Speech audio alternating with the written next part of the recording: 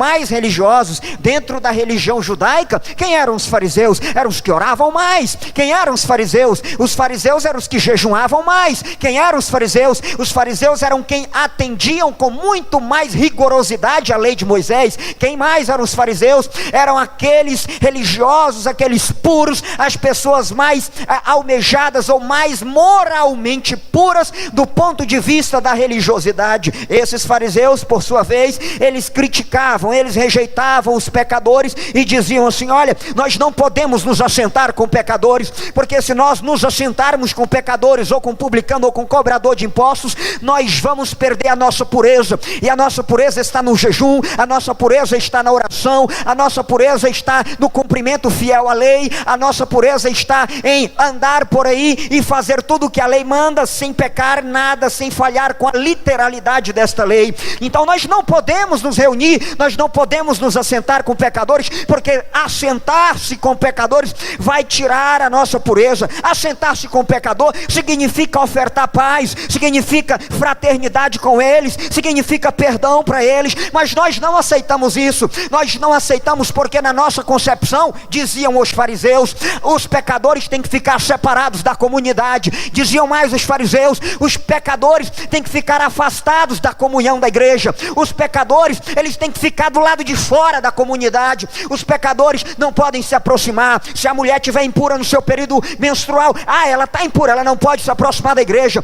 Se o homem estiver com alguma enfermidade física ou com alguma doença, ele está impuro, ele não pode se aproximar da igreja. Esse homem é coxo, ele não pode se aproximar da igreja. Enfim, era uma religiosidade que afastava o pecador e que colocava numa posição de destaque aqueles que eram puros com a literalidade da lei. Mas Jesus não está muito preocupado com os fariseus, nem com a crítica deles. E Jesus come com fariseus, ou melhor, com publicanos. Jesus se assenta com pecadores. Mas eu quero enfatizar novamente que esses pecadores aqui, e também das outras passagens bíblicas em que Jesus se assenta para comer com eles, são pecadores que se arrependeram e agora querem mudar de vida, e agora querem um rumo diferente na sua vida. Jesus comunga com o pecador, Jesus assenta-se com o pecador, Jesus abençoa o pecador, Jesus coloca o pecador no lugar de destaque. Mas não é o pecador obstinado no seu pecado, não é o pecador que está determinado a continuar na sua vida devassa. Não, é o pecador que quer ouvir Jesus, e quem tem ouvidos para ouvir, que ouça, dizia Jesus. Aleluia, glorificado seja o nome do Senhor Jesus. A Bíblia fala que Jesus resolveu se hospedar na casa de um deles. Mas olha aqui, o que aconteceu primeiro? Observe que antes de Jesus resolver passar um momento, uma noite, ou de se hospedar na casa de Zaqueu, primeiro houve uma manifestação de arrependimento.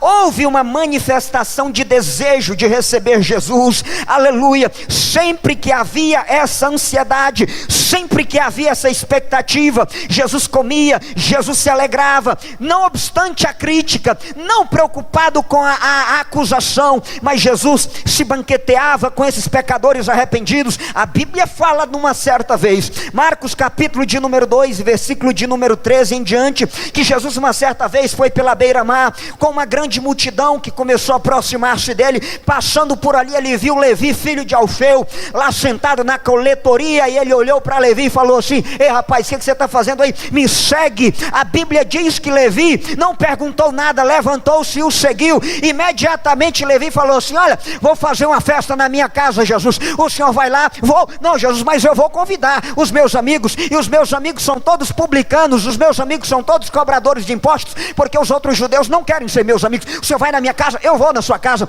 Mas Jesus foi na casa de Levi, porque Levi agora estava numa atitude de abandonar a sua prática e seguir a Jesus. É provavelmente esse, segundo nos conta a história da igreja, o autor do livro de Mateus, esse homem chamado Levi, que antes cobrador de impostos, agora resolve seguir a Jesus. Mas vamos para a parábola. Agora estes fariseus criticam. Olha só, Jesus dizendo ser o mestre, comendo com aqueles que a gente não come.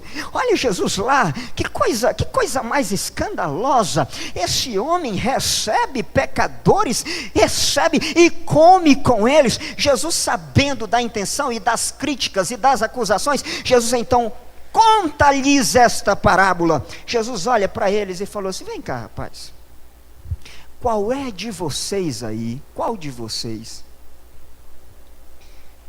que tendo 100 ovelhas e perdendo uma, observe o que ele diz, qual de vocês? Jesus começa assim. Na época em que Jesus conta essa parábola, o pastor de ovelhas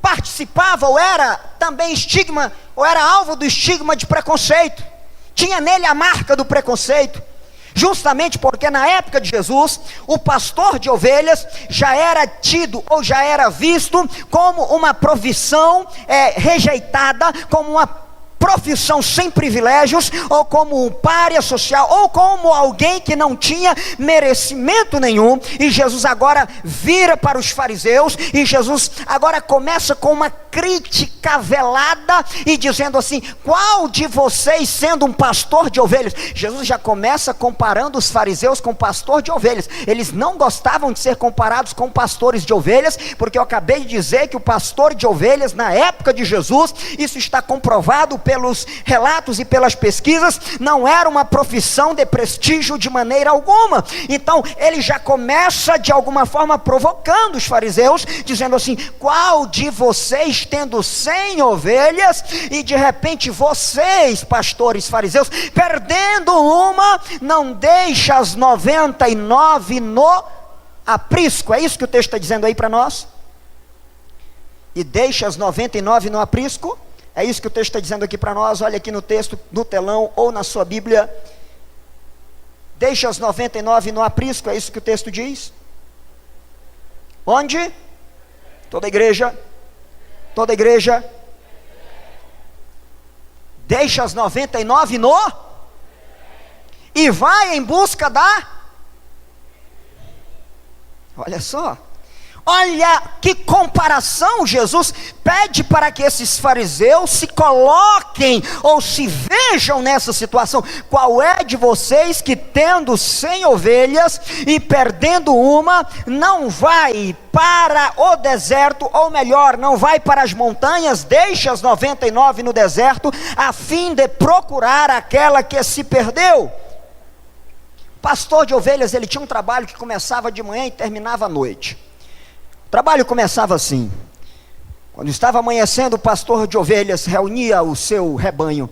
Quem já foi em Israel sabe que você tem que andar quilômetros e quilômetros para levar a ovelha para uma região de pastagem, porque sabe que não tem pastagem em qualquer lugar, é uma terra árida, uma terra desértica em muitos lugares, e alguns pastores de ovelhas tinham que caminhar, atravessar as montanhas. Quem vai lá sabe que lá é uma região também montanhosa em vários lugares, e o pastor de ovelhas saía muitas vezes de um lado para atravessar às vezes o deserto, ou às vezes para atravessar uma região montanhosa, para do outro lado encontrar uma planície, ou de repente para na planície onde estão os ribeiros, de repente levar as ovelhas para se alimentar, para beber. E começava assim: de manhãzinha cedo ele saía e ia levando as ovelhas. Quando passava por montanhas ou desfiladeiros, quando as ovelhas não podiam passar todas juntas, ele ia, de repente passava com uma, duas, e as outras vinham atrás. A Bíblia diz e dá provas de que o pastor sempre exercia a sua profissão cantando. Ele ia cantando para que a ovelha atrás ouvisse a sua voz. A Bíblia fala que as ovelhas